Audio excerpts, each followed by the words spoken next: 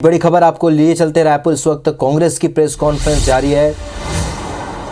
कुछ वक्त कुछ समय ऐसा होता है जबकि विपक्ष को राष्ट्रीय स्तर के ऊपर सही बातें जनता के बीच में बताने की जरूरत होती है और मैं समझता हूं और पूरी कांग्रेस पार्टी ये समझती है कि एक ऐसा वक्त है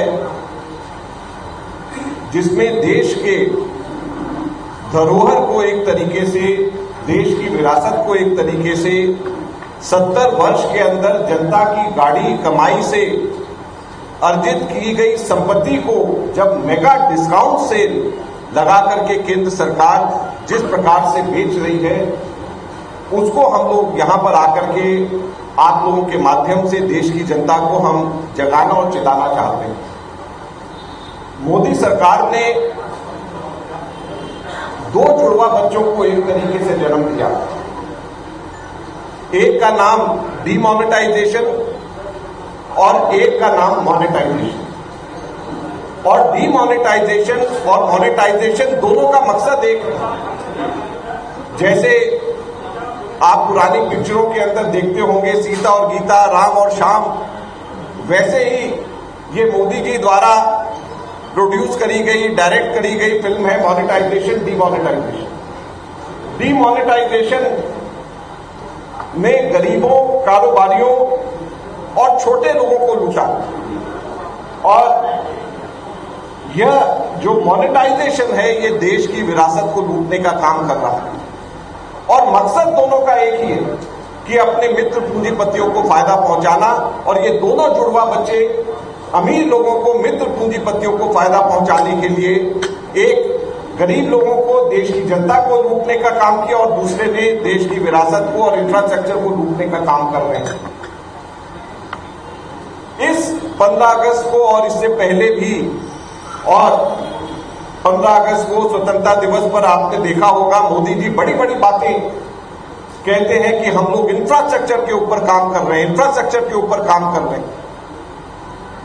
मैंने जो अभी प्रेस रिलीज दी है इसमें सबसे पहला पॉइंट मैंने लिया है और इन्हीं के 2 डॉक्यूमेंट्स जो नेशनल मॉनिटाइजेशन पाइपलाइन की जो 2 भागों में इन्होंने डॉक्यूमेंट दिया है उसी में से लिया। 12th 5-year प्लान जो 2012 से जो 2017 के बीच में हुआ था, इसी के अंदर ये लिखा गया है। ये मेरे कहीं और से आंकड़े नहीं है, ये इन्हीं के आंकड़े हैं।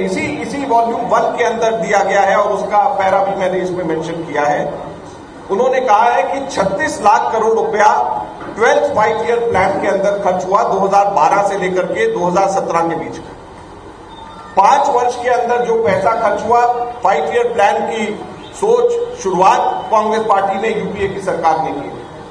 तो प्रति वर्ष औसत कितना आया? 7,20,000 करोड़ रुपया प्रति वर्ष इंफ्रास्ट्रक्चर के अंदर डेवलपमेंट में खर्च हुआ और उसके बाद के 2 वर्ष के अंदर कुल खर्च हुए 10 लाख करोड़। ये इन्होंने कहा। एवरेज कितनी आई? 5 लाख करोड़ पर प्रति वर्ष।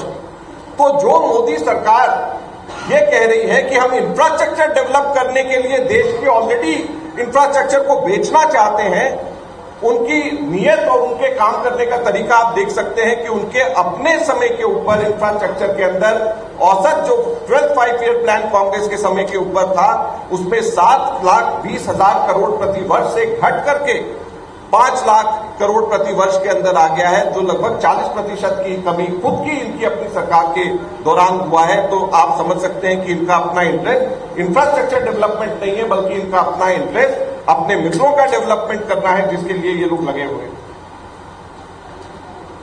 सबसे बड़ा नुकसान जिस तरीके से ये किया जा रहा है वो ये है कि इससे मोनोपोली बढ़ जाएगी, एकाधिकार बन जाएगा या डुओपली हो जाएगी, 2 लोगों के हाथ में आ जाएगा। आज हमारे देश के अंदर सबसे ज्यादा जरूरी इस बात की है कि हम लोग किस तरीके से मोनोपोली का हम लोग मोनोपोली ना बनने दें। इंग्लैंड के अंदर, यूके में देखा कि जब बैंकिंग सेक्टर को उन्होंने प्राइवेटाइज की, मोनोपोली हो गई, तो उसको वो लोग अभी तक नहीं कर पा रहे। यूएस में आप देख रहे हैं कि बड़े बड़े टेक जायंट्स किस तरीके से फेसबुक के साथ, ट्विटर के साथ में, माइक्रोसॉफ्ट के साथ में जिद्दोजहद वहां की इतनी बड़ी सरकारों को करना पड़ता है क्योंकि वहां पर भी मोनोपोली जिस तरीके से बन गई। हमारे यहां पर भी सीमेंट सेक्टर के अंदर मोनोपोली की वजह से आपने देखा कि कैसे रेट्स एक तरीके से 2-3 लोग मिल करके कर लेते हैं। सरकारों को कई बार खूब कोशिश करनी पड़ती है, उसके बाद भी जाकर के वो लोग कामयाब इसमें नहीं हो पाते। अब मोनोपोली अगर जो है पोर्ट के अंदर एक जगह की मोनोपोली, टेलीकॉम सेक्टर के अंदर दूसरी जगह की मोनोपोली, एयरपोर्ट के अंदर फिर किसी और की मोनोपोली, उस तरफ में उस दिशा के अंदर ये पूरा का पूरा काम हो रहा है, जिसकी हम लोग कांग्रेस पार्टी हम लोग इसकी खिलाफत करते हैं। और सबसे बड़ा कारण ये है कि इसके अंदर मोनोपोली पैदा होगी, क्योंकि जिस तरीके से और जिस बड़े तरीके से मेगा सेल जिस तरीके से लगाई गई है, कोई ये एक आध छोटे मोटे एक आध कोई सेक्टर का या एक आध एयरपोर्ट का नहीं है, ये पूरे देश के सबसे महत्वपूर्ण जितने भी जगह इस तरीके से हर सेक्टर के अंदर हो सकता है, सब जगह के ऊपर एक साथ किया जा रहा है और इस मोनोपोली से हमारे को बचना चाहिए। इस वजह से हम लोग इसका विरोध करते हैं, क्योंकि ये सबसे बड़ी मोनोपोली के लिए ये कारण बनती। दूसरा, पूरे के पूरे हमारे देश के अंदर इंफ्रास्ट्रक्चर पाइपलाइन के अंदर 111 लाख करोड़ का मोदी सरकार ने टारगेट रखा है। उसमें से ये कहते हैं कि ये 6 लाख करोड़ इसमें से आएगा 4 वर्षों के अंदर आगे, और 6 लाख करोड़ केवल 111 लाख करोड़ में से पाने के लिए देश के अंदर सबसे मूल्यवान हीरे एक तरीके से कौशिक बसु जो इकोनॉमिस्ट है उन्होंने तो ये कहा है कि किराए के रेट के ऊपर ये संपत्तियां बेची जा रही हैं। और ये जो 6 लाख करोड़ भी है, ये मैं आपको बताना चाहता हूं, ये 6 लाख करोड़ कोई सरकार को सीधे सीधे आने वाला नहीं है। इसके अंदर अगर जो है पॉइंट नंबर 3 में एक मैंने कैपेक्स का डेफिनेशन इसके अंदर डाला है, इसमें 4 तरीकों से इसकी वैल्यूएशन करी गई है।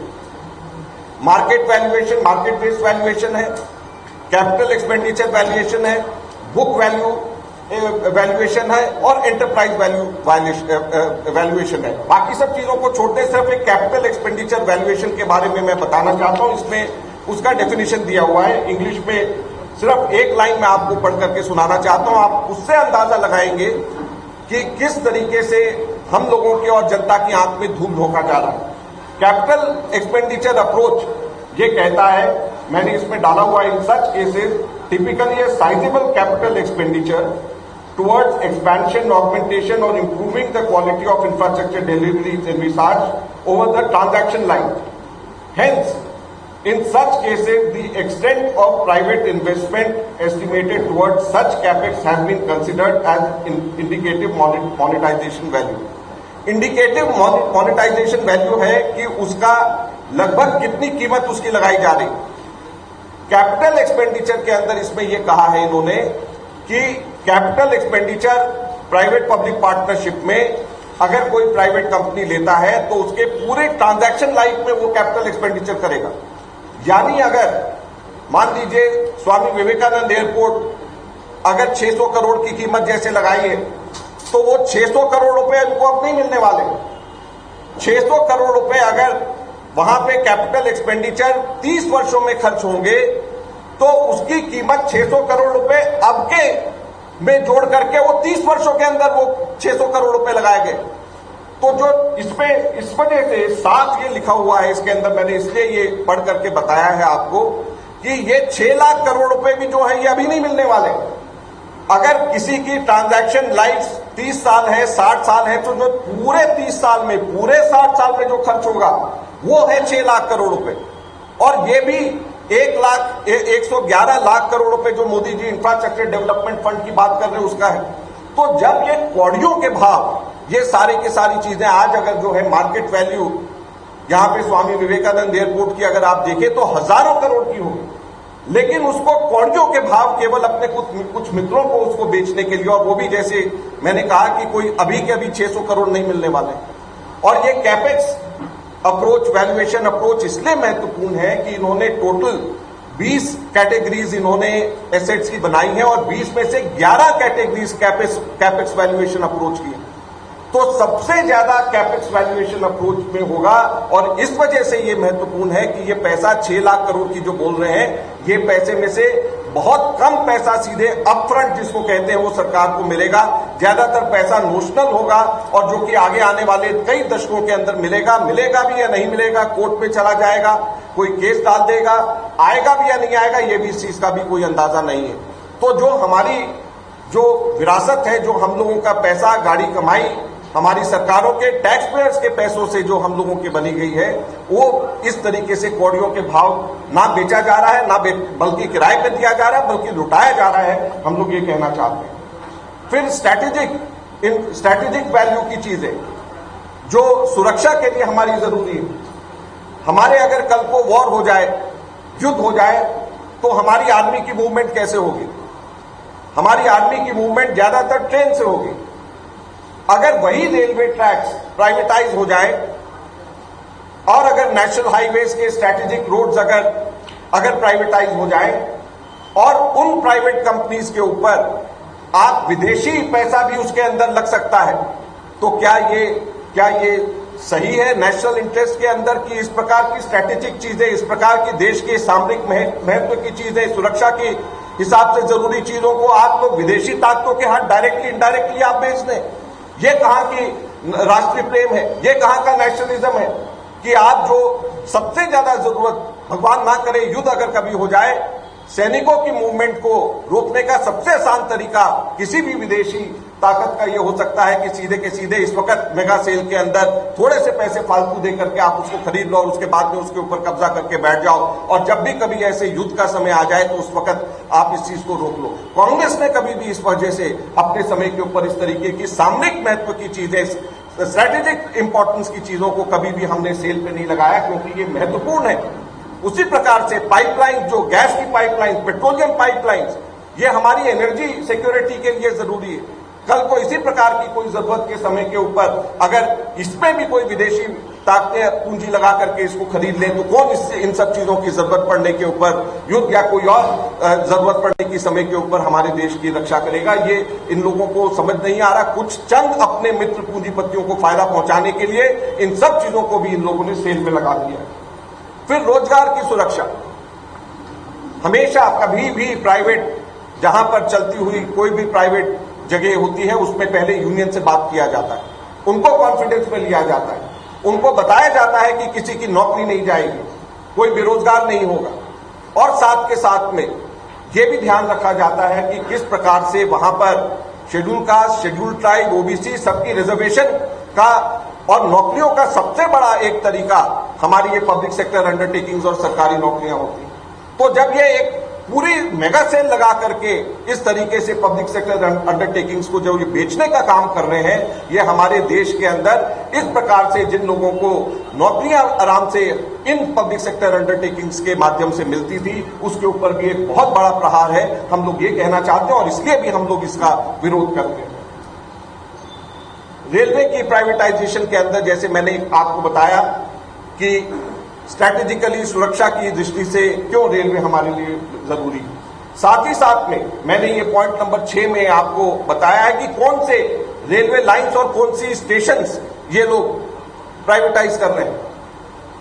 लाइंस कौन से प्राइवेटाइज कर रहे हैं? सबसे पहले दिल्ली मुंबई, दिल्ली चेन्नई, मुंबई चेन्नई, और रेलवे स्टेशन कौन से? नई दिल्ली, मुंबई सेंट्रल, CSMT, नागपुर, अमृतसर, तिरुपति, ग्वालियर, जो सब बढ़िया से बढ़िया स्टेशन जहां पे जगह बहुत है, जो सबसे लो हैंगिंग फ्रूट होता है, वो लाइंस जहां पर सबसे ज्यादा, जहां पर कमाई रेलवे को होती है, वो सब के सब बेच रहे हैं। तो इसका नतीजा क्या होगा?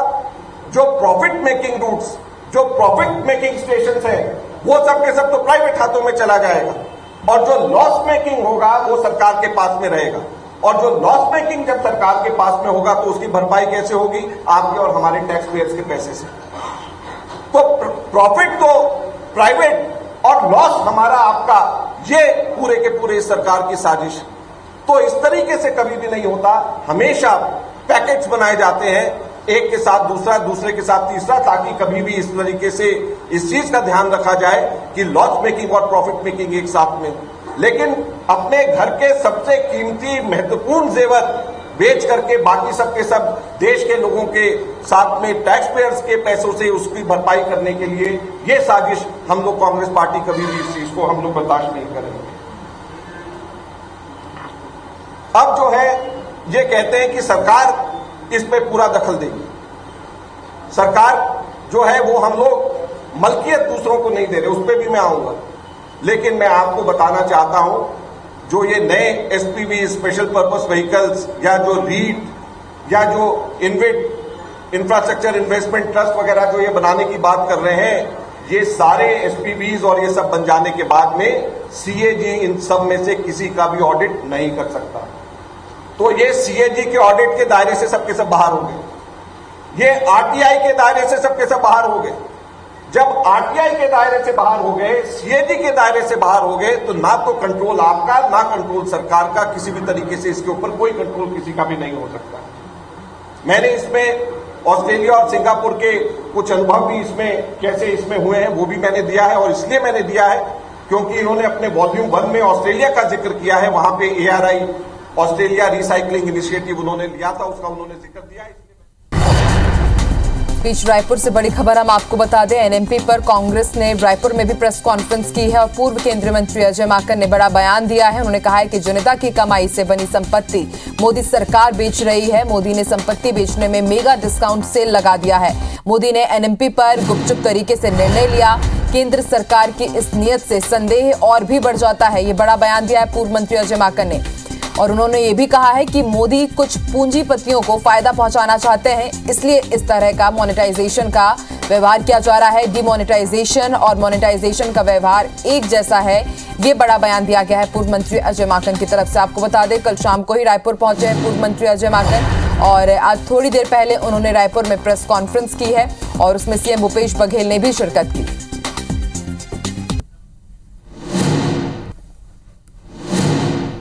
देश की विरासत को एक तरीके से 70 वर्ष के अंदर जनता की गाड़ी कमाई से अर्जित की गई संपत्ति को जब मेगा डिस्काउंट सेल लगा करके केंद्र सरकार जिस प्रकार से बेच रही है, उसको हम लोग यहां पर आकर के आप लोगों के माध्यम से देश की जनता को हम जगाना और चिल्लाना चाहते हैं।